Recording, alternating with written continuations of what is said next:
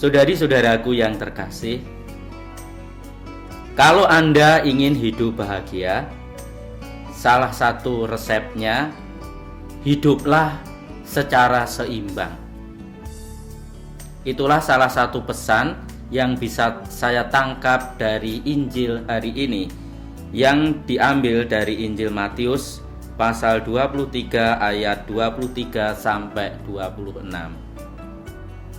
Yesus mengatakan kepada para ahli Taurat dan orang-orang Farisi, yang satu harus dilakukan dan yang lain jangan diabaikan.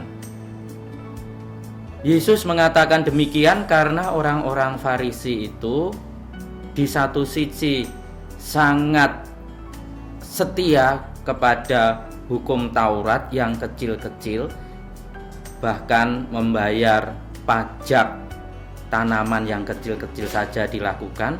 Tetapi di sisi lain orang-orang Farisi mengabaikan keadilan dan belas kasih dan kesetiaan, justru diabaikan. Bagi Yesus, hidup harus seimbang.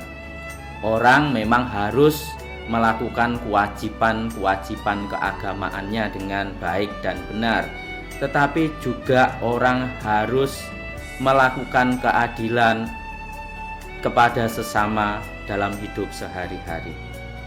Pesan ini sangat cocok di zaman ini ketika banyak orang hidup secara ekstrim. Saya menjumpai misalnya, saya menemukan ada orang itu sangat saleh. Dia setiap hari pergi ke gereja, berdoa rosario di gua, kemudian dilanjutkan dengan devosi yang lain, jalan salib, kemudian ikut misa, setiap hari dilakukan. Tetapi dia tidak pernah berkumpul ketika umat lain berkumpul di lingkungannya. Dia tidak pernah membantu orang miskin. Kesalehannya hanya untuk diri sendiri. Sementara ada orang lain yang sangat aktif kegiatan, ikut ini ikut itu, tetapi doanya bolong-bolong. Saudari-saudaraku, hidup harus seimbang. Kita harus berdoa, tetapi kita juga perlu bekerja. Tetapi saat lain kita perlu istirahat, rekreasi.